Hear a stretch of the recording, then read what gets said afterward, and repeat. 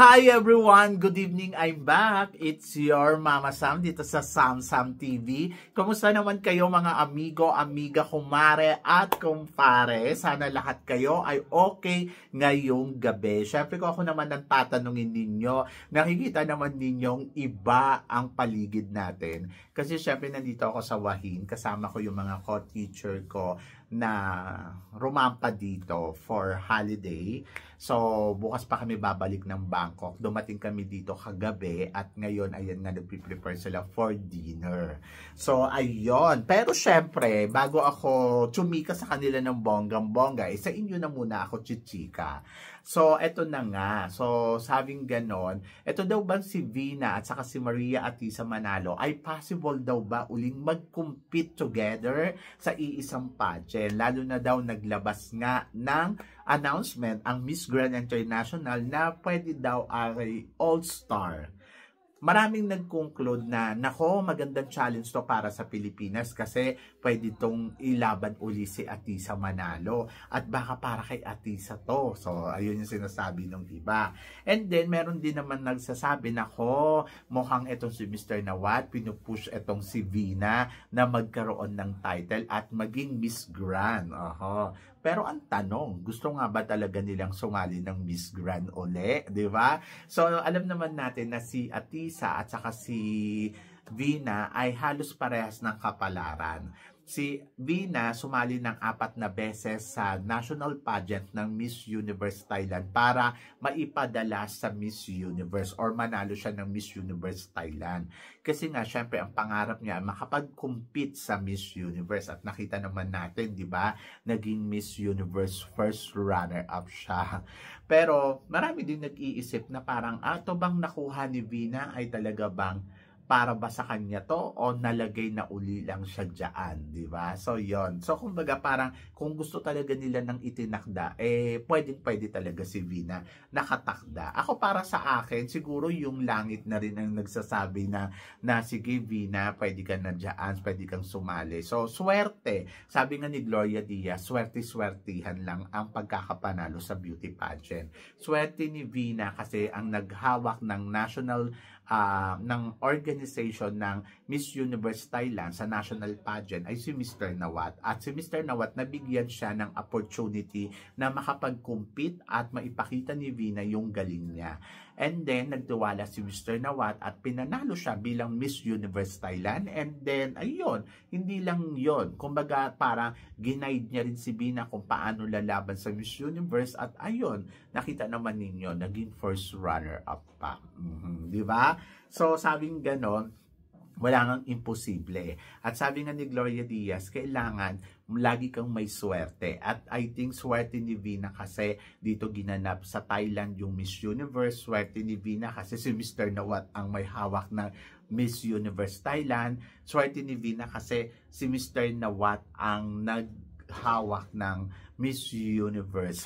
Kumbaga, ng Miss Universe ngayong taon na to. Kumbaga parang swerte-swerte talaga ni Vina. Kaya ayan, sabi nga gano'n, kapag may swerte ka, panalo ka. At kaya panalo si Vina.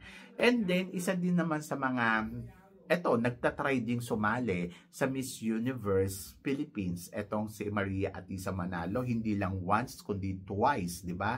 2 taon na magkasunod na sumali si Atisa bilang kandidata ng Miss Universe Philippines. And then, nanalo siya sa pangalawang pagkakataon. Nung una ay naging Miss Cosmo Philippines siya. And then, eto nga, naging Miss Universe Philippines. At pagdating sa Miss Universe, dream come true kasi nakapag-compete. At eto nga yung matagal na natin hinihintay na sobrang tagal na panahon na parang gusto natin na mailaban talaga si Atisa Manalo sa Miss Universe.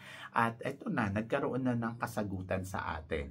Naging 3rd runner-up sa Miss Universe. So sa madaling salita, timing din kasi napakaswerte naman natin kay Atisa kasi at least si Atisa yung inilaban. Tapos napakaswerte natin kay Atisa kasi parang itong taon na to, yung alam mo yun, yung nagtatry tayong makabalik sa top 5 ng Miss Universe. At nagawa lahat yun ni Atisa, in fairness sa atin. Kumbaga parang sobrang tagal na natin na hindi nakakabalik sa top 5 after Beatrice, Luigi, Gomez. Tapos ilang candidates na yun nilaban natin, 3 na hindi talaga makatungtong sa top 5. Pero at least ayan na, nakatungtong na sa top 5. Maraming naniniwala kay Atisa. Isa na nga dito si Michelle D na kaya ni Atisa maipanalo ang Miss Universe. Isa din sa mga naniniwala sa kanya, syempre si Catriona Gray, na alam mo yun na buo talaga ang suportang ibinigay kay Atisa manalo. At kahit si Miss Universe Pia Wurtzbach ay naniniwala din na kaya ni Atisa manalo. Pero sabi nga ni Gloria Diaz, it's a destiny ng girl. Kung may lucky ka, lucky ka. At ito ay wala nang iba kundi si Miss Mexico. Si Fatima Bush ang nagwagi. O, diba? Wala kay Vina at wala kay Atisa. Kaya naman, dito sa All Stars ng MGI, maraming nagsasabi na isali natin itong si Vina at saka si Atisa uli.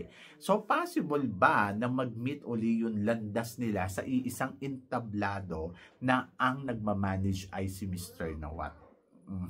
So yan. So medyo parang same path, di ba? Na syempre, MGI kay Mr. Nawat to. Yung sa Miss Universe, sila din. Pero sa pagkakataon na to, kung sakaling silang dalawa ang magtatapat, tingin ninyo, sino ang papaboran ni Mr. Nawat? Si Vina o si Atisa? Di ba? Kung si Atisa, dapat hindi kasali si Vina dito sa competition.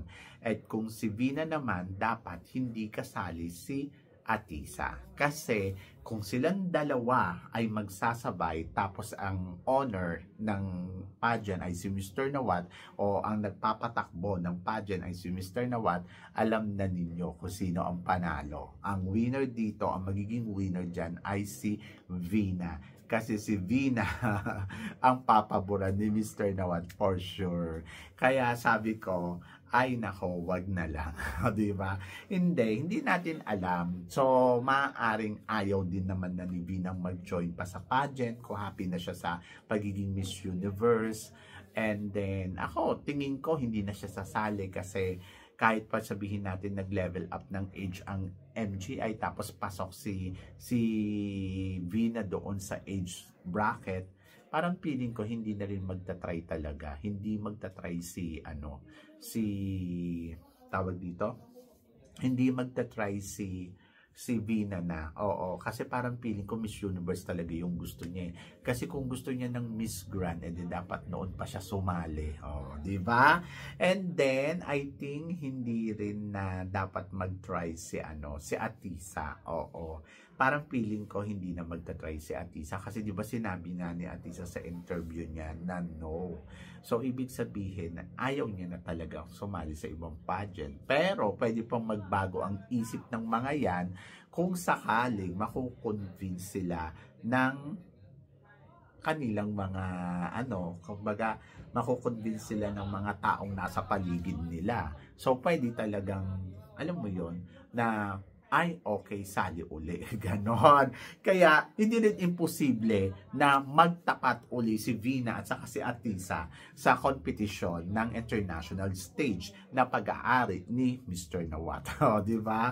Pero kayo ba guys, ano ba? Tingin ba ninyo mapipilitan kayang sumali si Vina uli kung sakaling kukonvincehin siya ni Mr. Nawat? At tingin ninyo pag sumali si Vina sa Miss Grand, ay ipapanalo kaya to ni Mr. Nawat. Di ba? So for sure, mas malaki na yung doon ni Vina. Mas malaki na yung advantage niya. Lalo na alam natin na gusto siya ni Madam Teresa. Tapos nakakasama niya si Madam Teresa. Nakakasama niya rin si Nawat. Di natural. Saan pa ba? Lalayo pa ba sila? Di ba? And then, parang feeling ko, hindi na magiging fair sa ibang candidates. Kahit sabihin natin malakas ang lalaban. So, yon. Kasi parang alam mo na kung sino ang magwawagi o ganon. And then, pagdating naman sa kay Miss Philippines, kay Atisa, maganda si Atisa. Alam ko gusto siya ni Mr. Nawat, pero parang feeling ko kung makakasabay nga si Vina, mahihirapan pa rin si Atisa. So, yon. Kaya, buti na lang na wag na lang sumali. Charot. Para ano, para fair na, tapos na, di ba? So looking forward na lang sa iba. Ganon. Tingnan natin in the future. Kayo ba guys? Ano guys ang masasabi ninyo? So please comment below para at least malaman ko naman kung ano naman ang chika mo. So so syempre maraming salamat sa inyong lahat sa suporta at pagmamahal. And then sa mga hindi pa nakaka-subscribe, ano pang hinihintay ninyo? So please don't forget to click like and subscribe my channel at i-click nyo na rin po ang notification bell to more updated. Syempre sa aking mga chika. Sabi ng ganon, always keep smiling and laban lang. So guys, hanggang dito na lang. Hanggang sa muli nating chikahan.